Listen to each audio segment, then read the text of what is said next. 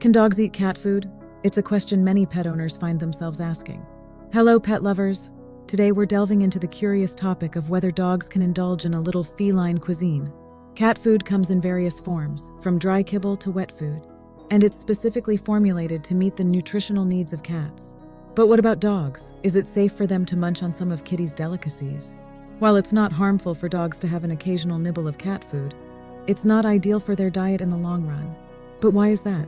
You see, cats are obligate carnivores, meaning their diet requires higher levels of protein, certain amino acids, and specific nutrients like taurine, which is essential for their heart health. On the other hand, dogs are omnivores and have different dietary requirements, including more carbohydrates for energy. So while it's okay for a dog to sneak a bite of cat food now and then, regularly feeding them cat food can lead to nutritional imbalances.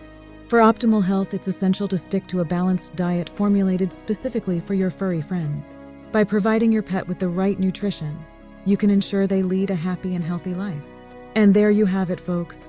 While the occasional nibble won't hurt, it's best to keep the cat food for the kitties and the dog food for our canine companions. Thanks for tuning in, and remember to always prioritize your pet's health and well-being.